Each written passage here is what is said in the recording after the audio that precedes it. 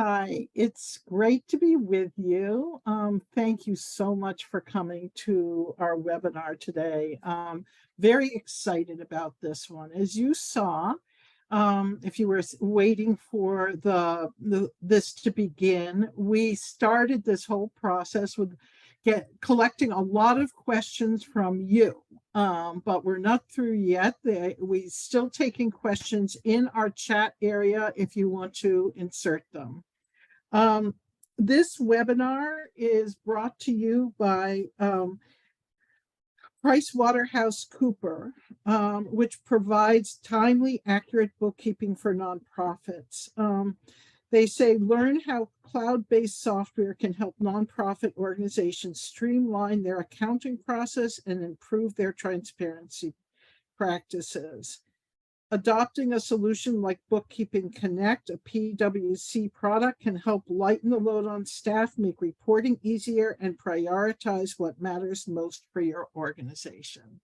So thank you very much, PricewaterhouseCoopers. And as most of you know, this session today is being brought to you by the Nonprofit Financial Commons, which is a relatively new player on the scene in the nonprofit infrastructure, really concentrating on wisdom sharing from the trenches by nonprofit financial leaders.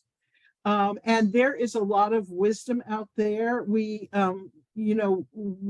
dedicate all of our work to you because, having been in the trenches ourselves, we know how much there always is still to learn. So these sessions are really dedicated to helping answer the questions that you have, not that other people think you should have, and really trying to make sure that everybody gets what they need, no matter what kind of organization, where you are, or what stage of growth you're in. I want to thank Gina McDonald. Gina is she's an incredible presenter. And she's like an encyclopedia of rules and regulations about nonprofit accounting. So I know, look at her, she's wincing. She doesn't think she's an encyclopedia. She's an applied encyclopedia. We also are welcoming Wade Rogers and Dana Brito. And Wade and Dana are actually going to be a little bit behind the scenes today. You can find them in our chat area, which is where we're suggesting that you ask your questions and engage in a kind of a backroom conversation. Imagine that you're sitting at a table in the conference and you've got a couple of people around you that you really value, and you're commenting to them about the presentation as it's going forward. It's that kind of environment. We want you to learn as much from each other as we do from Gina, even though she's got a huge amount to share. I'm personally incredibly excited about this one, because this is one that whenever I learned something new about revenue recognition, when I was running nonprofits, it absolutely thrilled me. I felt like I had a new tool that was definitely going to be incredibly valuable to not just me, but to all the stakeholders of my organization, because it really does help you make sense of what sometimes can look at like nonsense if you don't have these rules and regulations under your belt. So with that, I am going to pass this over to Gina. Welcome, Gina. We're so glad to have you. Great. I'm happy to be here. You know who I am, and Ruth gave me a little introduction. I feel like it's less about me, except to say I am with a firm called BDO. I'm a managing director working exclusively in our nonprofit and grant makers team. But we do have a pretty big topic to cover today in just a little bit under an hour. So just want to walk us quickly through the agenda, really to highlight what are we going to cover and what things are we not going to cover, because as Ruth mentioned, we have lots of folks on with us today and we got lots of advanced questions, so trying to cover as much as possible. We are discussing how to account for contributed revenue in accordance with generally accepted accounting principles, otherwise known as GAAP. So that really means we're going to talk about how we can identify contributed revenue. How do I know I have a contribution anyway, as opposed to another kind of revenue? How do I know how much revenue to record in the general ledger? And how do I know the timing of it? In other words, when to record that revenue and how to classify it. So this is all around GAAP basis financial accounting, right? So as a reminder, GAAP requires the accrual basis of accounting. So we're going to presume accrual basis. We're not going to get into the very specialized rules around earned revenue, right? That would be a different kind of revenue. We're also not going to get into anything related to IRS regulations or 990 reporting. Again, different topics. So my goal today is to review our content as efficiently as possible. I will keep my eye on the clock as well, try and keep us on schedule, really so we can leave as much time as we can for questions at the end. All right.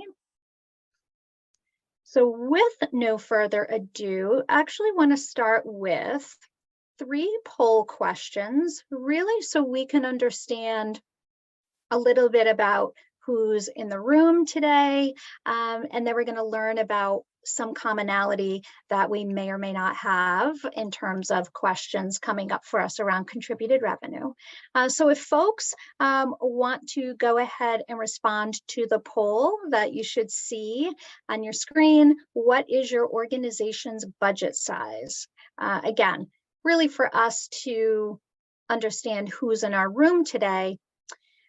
Also, it's a good moment to mention when it comes to these rules, our budget size does not matter. And so these rules will apply to $1 of contributed revenue, and the sky is the limit. So I know that was a question that came up also submitted with the registrations. Is there some sort of a small amount of a contribution where certain rules don't exist, apply? And the answer is no. Okay. So let's see here. Oh, so really wonderful. We have a wide variety of budget sizes represented. So this is great. We love to see organizations coming no matter where they are in this spectrum. So happy to have folks here today, pretty even representation. Next poll question is, for your organization, select all that apply, but wondering what are your most common revenue types? So for your organization, do you have lots of government funding? Do you have lots of multi-year grants coming through?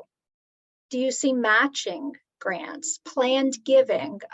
Notice some questions in the registration around planned giving. We also had some of this already come up in the chat. And do you all receive lots of purpose restricted? Right, so wondering, and again, select more than one, select your most common. When we talk about the way we are funded, really we're describing our organization's business model. Right, so what does your business model look like? Okay. Now, interestingly enough, everything we see listed here really does relate to contributed revenue, right? And some folks might have their radar go up because government grants, yes, our most typical government grants do follow contributed revenue guidance. Okay. So let's see. Great, so lots of us have government grants, multi-year grants, purpose restricted as a big part of our business model. We also have a fair amount of planned giving, close to 25%. Definitely planned giving is on the rise, as a fundraising strategy for sure. And our last poll question, just a little bit, take a read of our group today. What challenges come up for you all when evaluating revenue? Is it really thinking about the timing? You know, when is the time right to record revenue in our general ledger?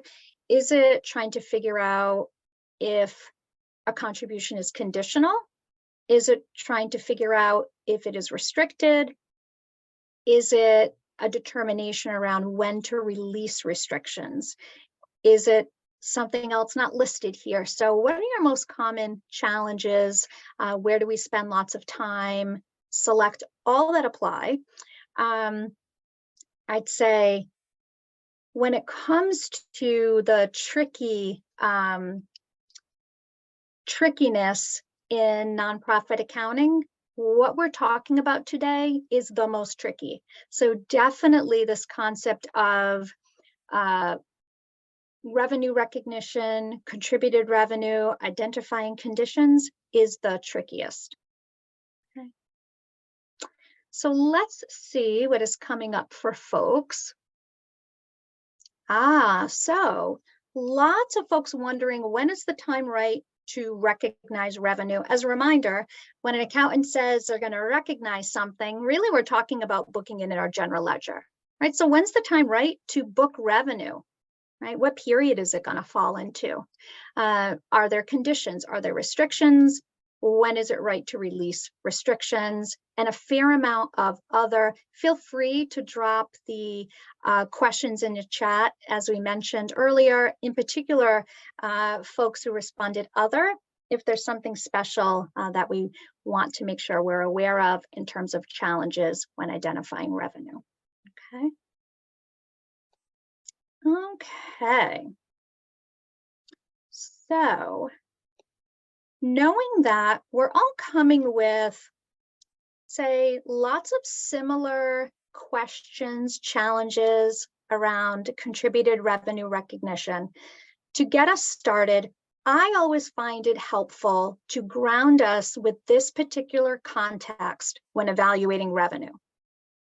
We essentially have three options when it comes to categorizing revenue, right? So we have what is noted here as contracts with customers. That's one kind of revenue. You'll notice we are also calling that earned revenue, right? So we commonly call it earned revenue. It's technically called contract with a customer. We see here in the middle, we have contributed revenue, which is what we're going to dig into. We also see we're commonly calling this grant or donation. And then, of course, we have investment income. But these are three big categories of revenue, right? Now, in practice, we certainly do hear various labels like grant or contract or donation. But really, our first step here is evaluating the terms of any of these agreements for us to figure out, do we have this first variety of revenue? Do we have a contract with a customer? Or do we have a contribution? Because there's very different accounting rules for each of these.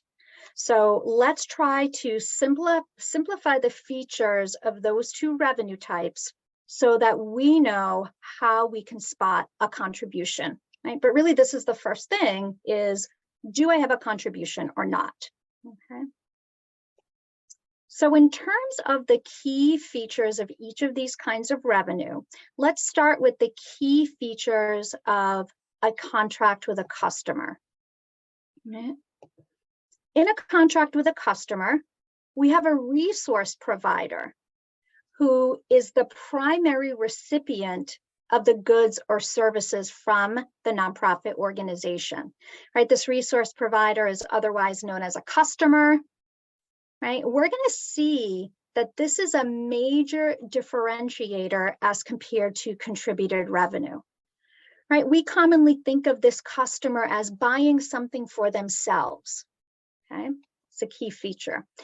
Also in this kind of transaction, there is presumed to be an equal exchange of value, right? Otherwise known as commensurate value. What we're saying is what the customer is receiving has equal value in terms of as compared to what they're paying for this good or service. Okay. Again, also we commonly refer to this as earned revenue. We also hear the term exchange transaction, right? But we're talking about the same thing. By contrast, contributed revenue is one in which we have a resource provider, sometimes we might say our funder or our grantor, who is not the recipient of our services, is not buying goods from us. They're not our customer. Okay, right? And again, by way of contrast, in a contribution, that resource provider is not presuming that they will be the recipient of an equal amount of value as compared to the resources they're providing. So these are the key differences. This is a really high level analysis, this first lens we're going to use when we're trying to determine, do we have contributed revenue or do we have some other kind of revenue? Now, once we get beyond this basic level of even determining whether or not we have a contribution, we can dig a little bit deeper into our evaluation. Okay. So let's start here on the left-hand side, right? Presuming we have a contribution, right? Again, we should not see a customer buying services for themselves, right? And there is one note here at the bottom of our screen in regards to an exception, right? There could be a third-party payer, sometimes like Medicare or Medicaid, right? Where that's a resource provider paying for services and they are not the recipient. Those kinds of transactions are really are excluded from that rule, right? So someone else can be a payer in an already existing exchange transaction. It would not trigger that being a contribution, in other words, okay? So presuming we have a resource provider who's not buying services for themselves, we also notice in these kinds of contribution transactions, there are often different considerations imposed by the resource provider around the way the goods or services are delivered. The resource provider also oftentimes determines what they will pay. And again, that's very different from the way earned revenue typically works, right? So we have this evaluation where we've determined we have a contribution here. Once we determine we have a contribution, now we'll move to step 2. And the first thing we need to do is be on the lookout for conditions. Okay? Conditions are donor-imposed barriers coupled with the right of return. We're going to dig into conditions a little bit more, so have no fear. But conditions, when they exist and have not yet been satisfied, prohibit the recording of revenue. Right? So this is why conditions are really, really important. We need to identify them because if we have conditions that have not yet been satisfied, it affects the timing of revenue. We cannot book revenue until conditions have been satisfied. Right? So this is why conditions are really, really important. And they are different from restrictions. They're not the same thing. So first, we're identifying conditions. That tells us a lot about the timing, when the time is right to book revenue. Once we satisfy conditions and we're able to book revenue, now we're going to be on the lookout for restrictions. Restrictions are donor-imposed limitations on the use of those funds. Okay. Now we're going to dig into conditions a lot more. We're going to dig into restrictions a lot more. But we do want to pause here for what we're calling a quick 5-minute question pause, because really what we've done is we've given a really high level overview, taking us all the way through what's a condition, I mean, what's a contribution? What's a condition? What's a restriction? So want to see if anything, we've seen any themes or major questions that lots of us are having that we should pause and answer right now. Yeah, thanks, Gina. Hi, everybody. I'm Wade Rogers, one of your moderators. And the chat is obviously very busy. And some of the questions that are coming in just in this first part relate to identifying sort of the differences between contributed income and exchange transactions, or we may even be looking at the notion of earned income. For instance, when you have a membership program and you have members paying a membership, is that considered in your terminology, Gina, a customer relationship? Yeah, wonderful question. Is actually specific guidance that FASB provides around this, and also highlights the fact that we really need to dig into the substance of these transactions, meaning, we can't say something like a membership is always this or that, because it really depends on, gee, what does it mean to have a membership, right? So it could mean, a membership might mean something different, say, with the YMCA, right? And my gym membership versus a membership at a nonprofit organization where I know I'm donating and I become a member, but I don't really receive anything in terms of a member benefit, right? So the word membership is used to mean lots of different kinds of transactions with different substance behind the transaction. We need to understand which variety is it and treat the revenue accordingly. That means a membership may be totally earned revenue. A membership may be totally a contribution. A membership might be a little bit of both, and we have to bifurcate that revenue, and it could be some of each. So it really depends on the membership.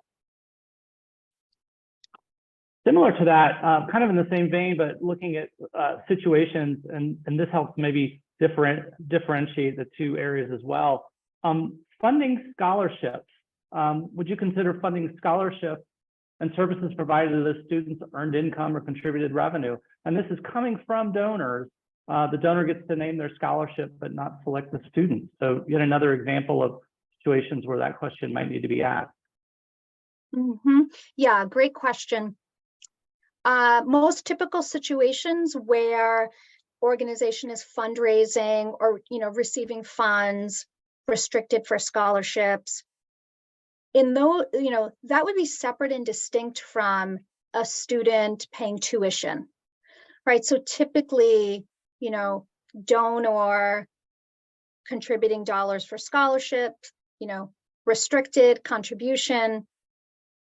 Also, an institution is collecting tuition, but that's really tuition being paid by a student or someone on behalf of a student for themselves, right? So it seems like a situation where I have the donor contributing for scholarships, not earned income, typically in that case. Yeah.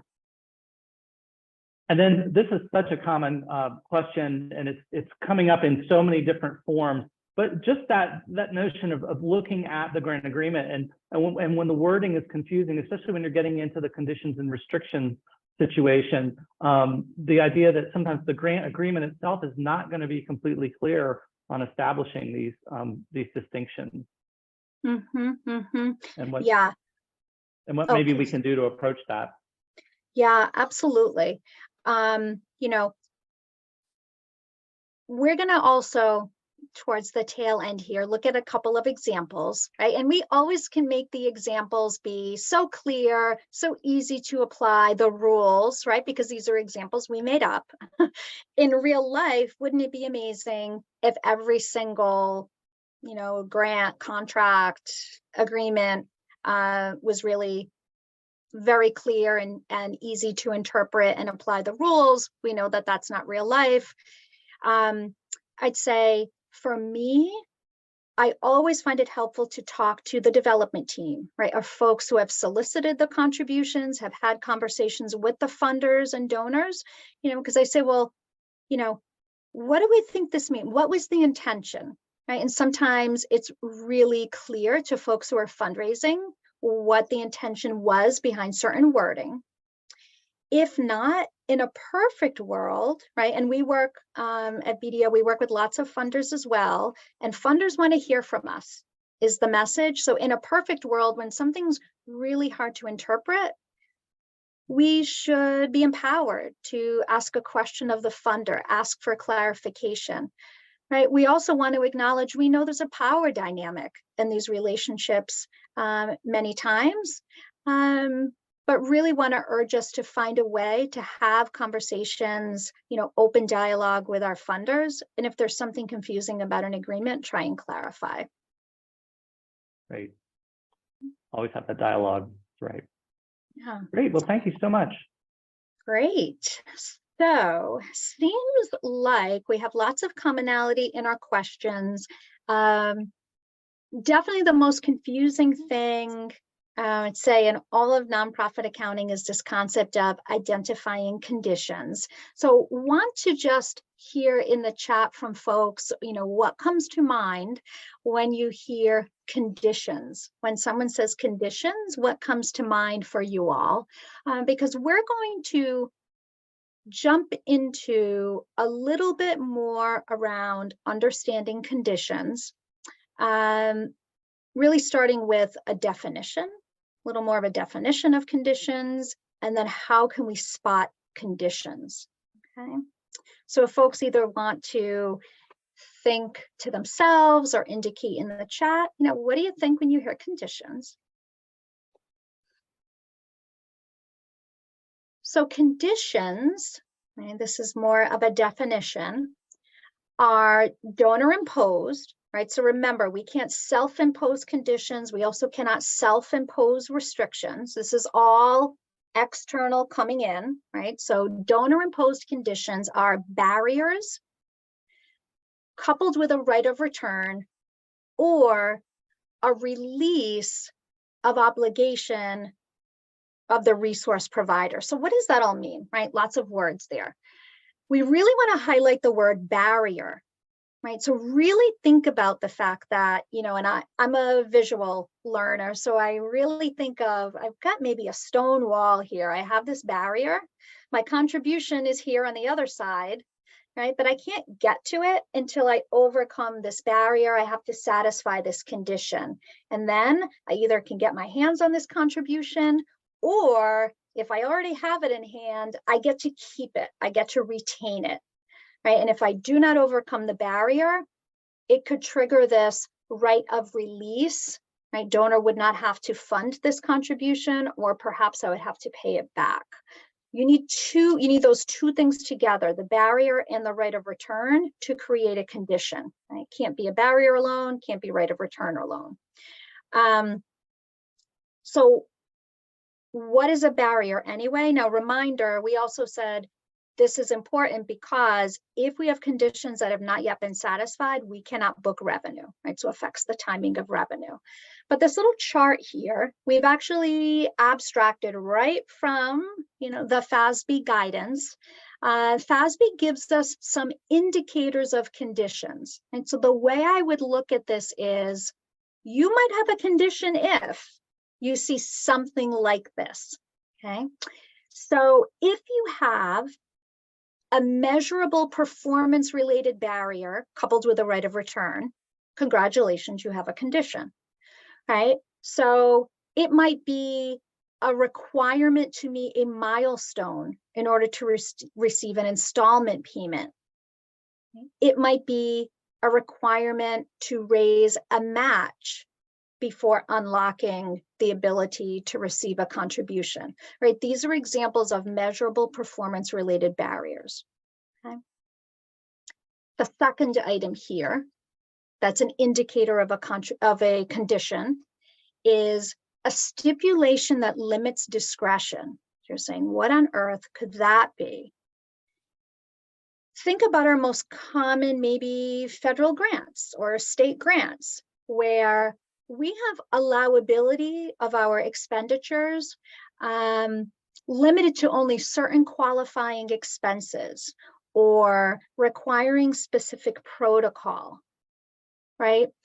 These are stipulations in these grants that limit the nonprofit's discretion. These are conditions, because if we do not follow those stipulations, right, we're not getting that money. We will not be able to be reimbursed for those costs, right? So these are indications of conditions.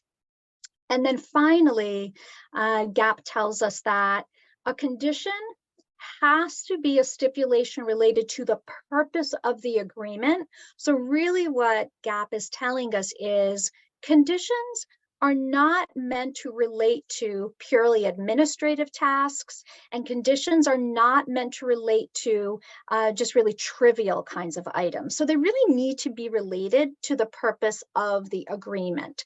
So a really common question comes up all the time around what if a report is required either periodically or at the end of a grant or a contract, right? What if, you know, the funder just says, hey, when we're all done, please send me a final closeout report. Okay. FASB tells us, GAP tells us, that alone, a simple reporting requirement alone, is not enough to create a condition. GAP tells us that is an administrative task, right?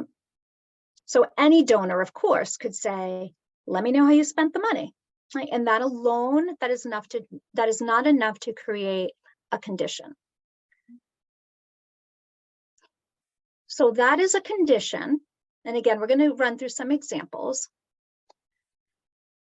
Well, how is it different from a restriction? So remember, conditions and restrictions, not the same thing at all.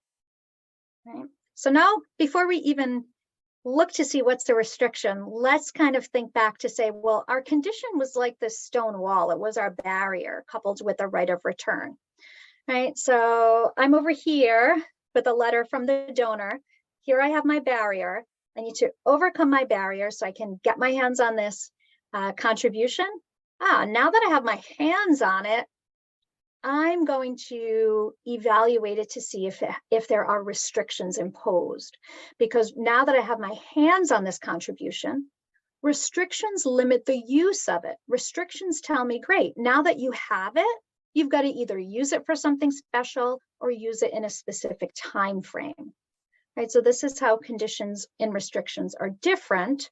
Right? So as I just mentioned, a donor imposed restriction, right? Key term there, donor imposed. We cannot self-impose restrictions. Specify that the contribution has a purpose that's narrower than our broad mission, right? Or the donor is saying you can only use this contribution, please use it for, fiscal 25, right? So it can be time or purpose restricted. Restrictions can be temporary in nature, meaning I can satisfy them, right, when I meet that donor's restriction. Restrictions can be perpetual. This is our old permanently restricted, right? Certain restrictions can also be implied. Right? So this happens typically with implied time restrictions, right? So if a donor says, I'm going to, contribute $1 million. I'm going to pay you, $250,000 a year for each of 4 years in a row. That's an implied time restriction, right? That's an implied time restriction because we cannot use, right? Even though they didn't say use 250 this year and 250 the next year and so forth, it is implied virtue of the fact that we're not receiving the money, right? All up front, okay? So let's put this all together and go through our couple of examples, right? And see if that helps us to think about how we would apply this. And then our goal is to use the rest of our time together after we run through those couple of examples on answering questions, okay? So we got a couple of screens here, which serve to give us some helpful reminders to help get us started in our assessment of revenue after we leave today, right? So when we get the slides, we'll have a couple of helpful tools. So we know we're going to read all of the language that's in our grants, contracts, agreements, donor documentation. And once we have determined that we do in fact have a contribution, right? We don't have a contract with a customer. As it notes here on the left-hand side, we need to ask ourselves the question, do conditions exist, right? So this is what we want to try and remember. First stop, do I have a contribution? If I have a contribution, do I see any conditions? If the answer is yes, we see conditions, then notice the first thing we have to do here is work to satisfy conditions. That gets us, to our shining star moment where we can record revenue. And we record revenue once we have satisfied conditions, and that revenue is recorded according to the donor's desired level of restriction, right? So you'll notice, though, if we don't have conditions, we're going to record revenue immediately, right? So if it wasn't super clear before, hopefully it is clear now. Absence of conditions means record revenue immediately always, right? So we can't say, well, we want to save this revenue for next year or something like that. We have no choice. We record revenue, even if it is restricted, even if it is time restricted, immediately, so long as there are no identified conditions that have not yet been satisfied, right? And then, of course, once we record revenue, if it is restricted, we're working to satisfy the donor's restrictions. Now, sometimes folks ask, gee, what if I'm here in this top section? I have conditional revenue. What if the donor gives me an advance? What if I receive cash up front? Right, so remember, we are using the accrual basis of accounting, right? So even if I have cash early, I can't book revenue unless I satisfied conditions. So that's what we have here as a helpful tip.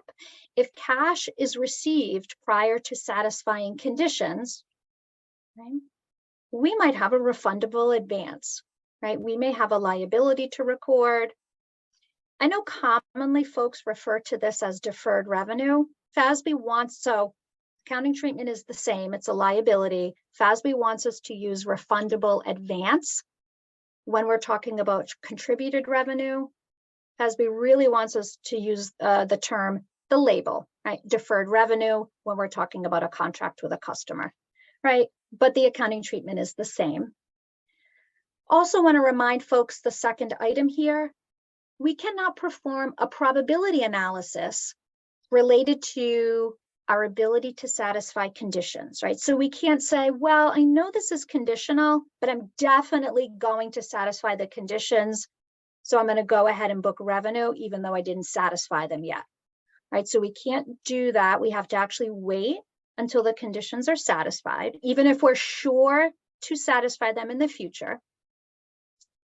Third item here, reminder, we talked about certain kinds of revenue like memberships may be part contribution and part exchange transaction, right? And when we walk through our example, we're going to highlight this last item, which is this concept of, I could actually be working to satisfy conditions and I could satisfy a restriction all at the same time, right? So how does this happen, right? And our second example is going to show us that, okay?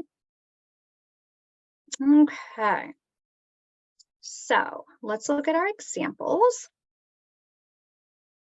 First example is capital campaign solicitation. Okay.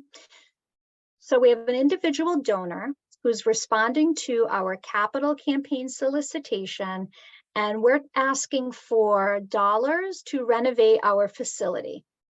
Okay. Donor writes back to us and says, great, I would love to support your capital campaign, the purpose of which is to renovate your facility.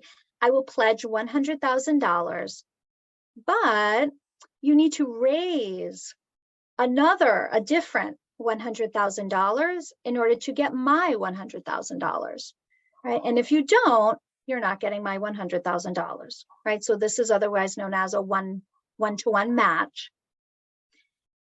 At the same time, the donor does send us a check for $25,000, right? At the same time we receive this notification, because they know, hey, by the way, you're probably incurring costs, and wouldn't it be great to have some money up front, right? We trust you. We know you can do this. Here's your first $25,000, right? So I think we all agree this sounds like contributed revenue, right? So we definitely have a contribution. How will this contribution be recognized, right? Well, conditions exist here, right? So if we look at the substance of this contribution, we do see conditions. The matching requirement is a condition. It is a barrier, right, to both receiving the rest of that $100,000. It's a barrier to keeping that $25,000 advance, right? If, let's look at the second item here. In this case, when it comes to matching, a lot of folks ask, well, what if I don't raise the whole $100,000, right? What if I only raise 50 towards that match? Could I book 50? Can I book it along the way as I'm raising that match? How can this happen? Conditions can be satisfied in stages if the donor permits. So again, this highlights the importance of really looking, understanding the agreements with funders, with donors. If the donor says it's $100,000 or nothing, then it's $100,000 or nothing. If the donor says, I'll match up to 100,000, right? Then it can be somewhere in between. And of course, you could record the revenue as you go, right? So the answer is, it depends what the donor will allow. And remember, in this case, the $25,000 received up front is a refundable advance. The moment you receive it, even though you get the cash, it's not revenue yet if I have not raised that match accordingly. So while conditions exist, we know we also have restrictions, right? Because this is restricted for the purpose of the capital campaign. A lot of folks also ask, and I think something came up in one of the pre-questions around when can I release that revenue? In this case, it's a facility renovation. It might go on for, more than 1 year. It could be a long-term construction project. The answer is when that asset is placed in service, right? So FASB now requires the placed in service approach when releasing revenue that is restricted for fixed assets. Okay. All righty. So that's our first example. And our second example is likely something very common for lots of us. This has to do with a government grant, right? So we have here a state contract, right? And we've noted that, although we received this contract from the state, it's actually federal money, and it's for our organization to provide after-school programs. This contract has been determined to be a contribution based on several factors, including the resource provider, right? The state or the federal government is not the service recipient here, right? Our resource provider is paying for our nonprofit to provide services, right, to the kids coming to the after-school program. We also have here a stipulation that limits our discretion, right? Coupled with a release from the resource provider's obligation. The fact that the nonprofit must follow, OMB uniform guidance rules, right? All of those rules, in the 1,200 pages in the uniform guidance, limits our discretion, right? When it comes to what we can, the way we can think about allowability of costs under the contract, limitations on, what we can spend the dollars on, things of that nature. So we have a stipulation that limits our discretion in running this activity and also being funded by this contract. So these things make this contract both a contribution, and we're going to see in a moment, this is really creating a condition. This is a reimbursement-based contract. We're going to invoice the state monthly and be reimbursed. And also we have to provide some reports, right? So I feel like intuitively, we usually get this right, when we're booking this revenue, but sometimes we don't know, why we're doing it, right? But intuitively, I think we recognize here that this is conditional. This is conditional because if we don't follow all these rules, right, we don't get to voucher or invoice the full amount under this contract, right?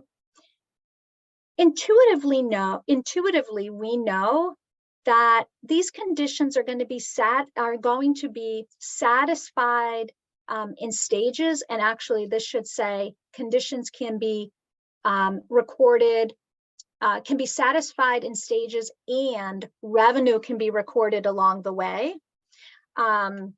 Because in practice, we know that when we invoice these kind of monthly reimbursement requests, we know that's when we book the revenue. And we do that because we know at those moments, we're satisfying conditions a little bit along the way and booking our revenue accordingly. Of course, this money is restricted, right? We can't just use it for whatever we want. We likely also have a really particular line item budget that's funder approved. So why do we never book this kind of revenue as restricted, right? Again, we intuitively do this right? We don't book it as restricted typically because what we have here is, a really fancy simultaneous satisfaction of a condition and a release from restriction, because by the way, when we satisfied the condition, we also already spent the money and satisfied the purpose restriction at the same time. So that is why in practice, we typically book this kind of government revenue as without donor restrictions, right? Which is permissible. So how did we do, Wade? We got through, we wanted to power through the content so we could get as many questions in as possible. So we're at the question moment. We definitely achieved getting lots of questions in. This is a great chat room here. And I've been trying to group them into the areas, first of all, just in terms of conditions and restrictions. And then there are a lot of questions about timing as well. There was an interesting question that came in regarding restrictions down the road. A nonprofit gets funds to purchase a building that they're going to use as a shelter. The donor has said, though, if the building is ever sold, it reverts to being a loan for that back to that donor. Any comments you can make on that if a restriction is in place even from the beginning? Interesting. Yeah, so use restriction. This might be a good one. So I have seen these, so I'd say a couple of things. Would really want to know what other kinds of, if there are any other stipulations, in these agreements. These really, we'd say in-depth ones are tricky to answer on the fly, not seeing the documentation. I definitely have seen long-term use restrictions stay restricted for those periods of time, right? So I have seen that a long-term use restriction does keep those net assets, if you will, restricted for that entire use period. So I have seen that. Again, it is possible that it says something in the agreement that makes it be different, but I'd say it is possible that it's restricted long-term. Yeah. Yeah. And again, that's a very specific case as well that we need to see greater detail on, Yeah. for sure. Talking about those conditions that you talked about being administrative or even trivial, there will be sometimes written into grants. For instance, if you lose your 501c3 status, we'll need to return those. You'll need to return those funds. Is that a condition? Great question. And you're right. Lots of things fall under that. The overarching category of boilerplate language. So this gives us a good opportunity to talk about boilerplate language. FASB says, so when FASB says the condition needs to be related to the purpose of the agreement, this is what they're talking about. So we can, for purposes of looking for conditions, we can ignore clearly boilerplate language and things that are not related to the purpose of the agreement, right? So when it says you need to maintain your 501c3, you need to not be in violation of laws, regulations, things of that nature, we're presuming this is boilerplate language, and we're not going to flag those as conditions.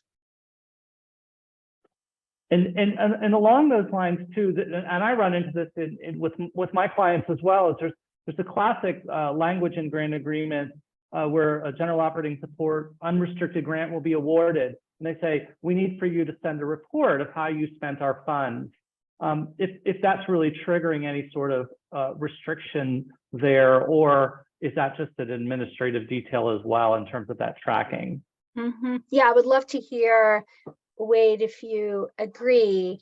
I would say, again, let's fall back on having a condition need to be related to the purpose of the agreement, right? So it's somehow related to it.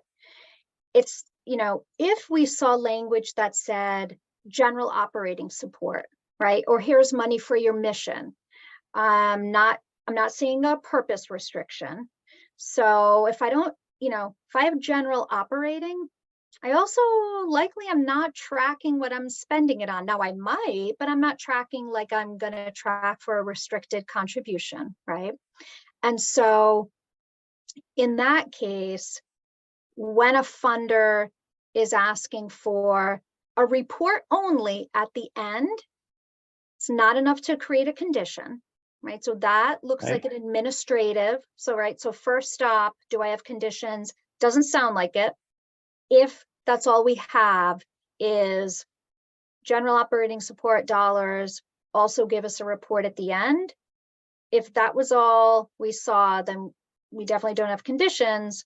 We're going to book revenue immediately. It's general operating. I'm not going to track, expenses to it if I don't need to. Wonderful opportunity to have a conversation with a funder and ask, what is it that, we're happy to provide something at the end of this contract. What would you like to see? Oftentimes funders may say, oh, we just, a narrative would be okay. Or, we want to know what your accomplishments were this year. Maybe send us your year-end financial, something like that. They may not think the way we're thinking in terms of, oh gosh, now I've got to track this, right? And they definitely don't want to place undue burden on us. That's right. And it often is just a narrative, or here's what we did with your help. But it does warrant having that discussion with them, definitely. Some timing questions relating to when the timing of the revenue occurs. And there's often that question of what is it that triggers that revenue recognition when the award is made? Is it the receipt of the letter in the mail? Is it an email? Is it a phone call? Is it the check in the mail? Yep. Yeah, so great question. So if we want to think back, so we're accrual basis. So long as we have verifiable documentation, then if we have verifiable documentation, written documentation, and it is unconditional, then we book revenue immediately. So what does that mean? So let's first presume that everything we're talking about right now is unconditional, right? Because remember, conditions are going to block us from booking revenue, right? So presuming unconditional, if I get a letter in the mail from a donor with a promise, an unconditional promise, yes, we must book revenue immediately. If I get an email from a donor, yes, email counts as verifiable written documentation. Just a phone call, just oral, no. Okay, so needs to be written, verifiable documentation. So long as you have that, and we can understand the amount, right? Yeah. And we can understand that it's unconditional, then FASB says you must book that pledge. Now, of course, we want to make sure it's not just a like, we're going to have another conversation. It's not just something like that's in development's pipeline, but more so a verifiable written promise from a donor. But does not have to be a fancy grant or anything like that. Can definitely be an email. Right. Thanks. That's often a question that I get as well in my work. So that's really helpful I think for a lot of people. And while there are hundreds of questions that have come in, I do want to honor another that has been a common theme, especially in our preliminary questions that came in, and that's simply the fact that our revenue recognition, especially for multi-year grants, occurs upon award.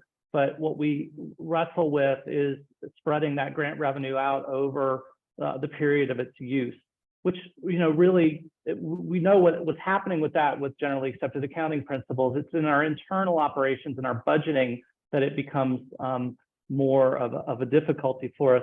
Gina, is there any in the about 45 seconds that remain? I've just opened up Pandora's box, I believe, but is there anything you could just say very briefly about that issue and how we may actually parlay that into additional forum discussions?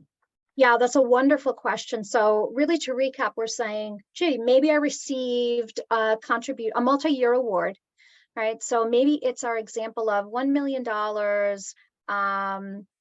and restricted maybe over a 5-year period, right? So time restricted multi-year award. The answer is yes, we have $1 million of revenue immediately, all in 1 year right now.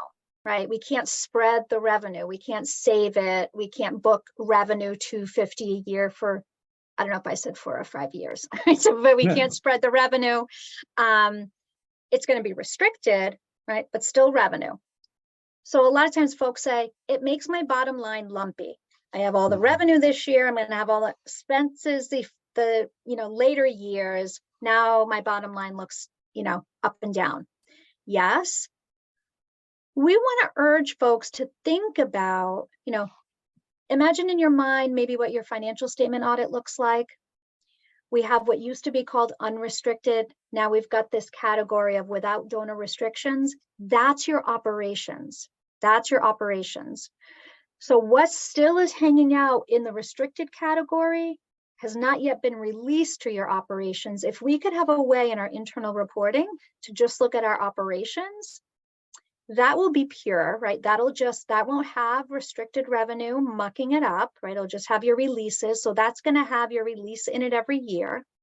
That's also typically the way folks budget, right? Where we're budgeting just for the portion that we're going to use that year. So if we could have a way, right, that folks aren't confusing revenue already raised with a release and clearly label this, we could use our unrestricted operations as compared to our budget. And this could be a good way, right, to, not consider, what is for the future, right, until that time comes, right? We'll still do our accounting correctly, but how do we analyze it internally? Yeah. Ooh, thank you. So yeah, and I know we're right at time. Yeah. And so not wanting to hold folks late, but I also know Ruth wants to give us a couple of takeaways. I think, Ruth, I said that correctly. And I'm also happy just to let folks know, when you receive the slide deck, we have a few resource links here, which include, one of the resource links includes a super helpful flow chart, but really to talk about, what is next. I'm happy to turn it over to Ruth. Okay. A wonderful job, Gina. I before I say anything else, I just want to deeply apologize for whatever technological problems we were having on the accessibility side. It is unacceptable. I agree with you. It will not happen again. I do want to say that today was actually the day that we put our new website up, and this is the first time using this platform. And we had a death in the family of the person who was running it, none of which accumulates to any kind of a good excuse for sure that this webinar was accessible, but we will do absolutely everything in our power never to have this happen again, and to try to ensure that those of you who do need the closed captions are sent transcripts or whatever else you need for this presentation. I do apologize. I want to and I encourage you, if you feel like you need to communicate with us more about this, you can email me directly at Ruth at nonprofitfinances.org, and we will do everything we can. Okay, I'd like to say a couple of things. One is we are, as many of you may know, a fairly new organization. We're just emerging into the sunlight. We've spent a lot of time looking at what it was that we needed to do to be a fully participatory platform for you. And I think we've been overwhelmed a little bit by the fact that not only was there a need, there's a huge need to answer very specific contextual questions for all of you. And we've known this for ages. And it's been very, very difficult, I think, when you get a general answer to a very specific question, it may not feel like exactly what you need. And that's why we tend to go to each other as peers, ask for advice. This platform, the Nonprofit Financial Commons, is where you can go to contact your peers about that very specific advice. Wade and Dana and Mark are all moderators who are there to identify where your question needs to go and who might be able to answer it, etc. And so you should feel free to, they can be contacted and you can ask your very specific questions through the forums area of our new website. So feel free to go to the forums area and ask any question you want to. On top of that, we're going to take questions that you asked today and have and asked before this, and try to sort them and figure out how it's best to answer all of those. And maybe in some cases even to have smaller discussions on some of the specific items, and maybe we can persuade Dana to join us in some of that. Again, all of this right now is no charge. And so it's completely free. We're not anticipating charging anybody for it. The thing that we need from you actually is both of your questions and your answers to other people's questions. That's the capital that we need. It's very human. It's wisdom-based. It's the only thing that's going to make this work for all of us.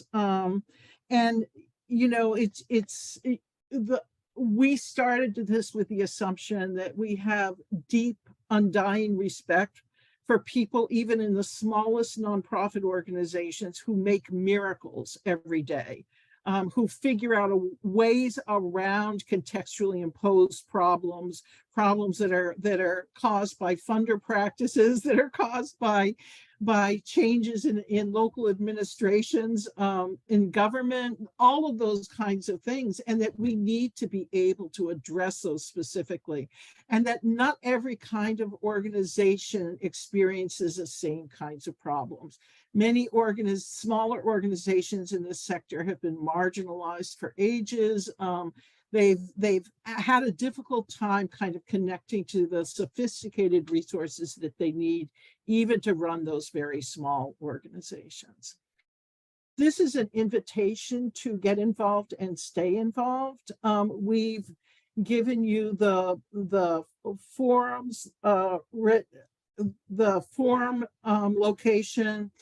We put in the chat a couple of different links that you can go to the website. The website is at Nonprofit Financials, and you can reach us there. And again, I gave you my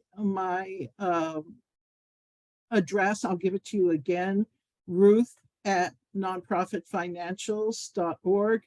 And feel free, any thoughts, criticisms, ways that you think things that you think we need to be thinking about. We're still very much in the building phase and probably will remain that way forever. We welcome all of that, and I will make sure, and the moderators will make sure that you get responded to in that process. So I'd like to give Wade and Dana and Gina a chance to say goodbye, but I will say I'm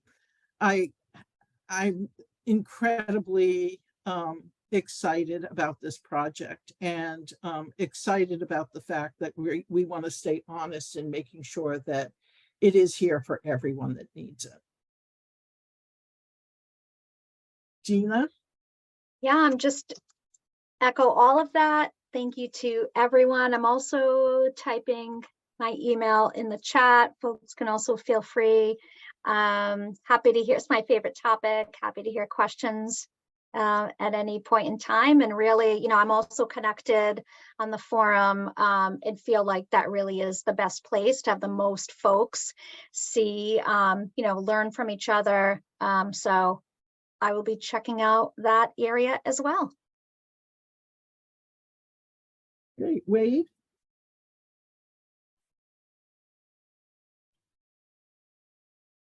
Again, Oh, I think I need to be highlighted. Again, thanks to all of you. I look forward to seeing you all on the forum. Please be active. We'll be there for you. Yep. Dana? Again, thank you so much for being here, and our sincere apologies again for the accessibility issue. But I think, again, encourage you to, like Wade said, to bring the conversation to the forums if there are questions that you want answered or that you feel weren't answered, or replies and responses and experiences you want to share. We'll love to see that space be made as useful and productive and safe for you all. So thank you all for being here. Thank you.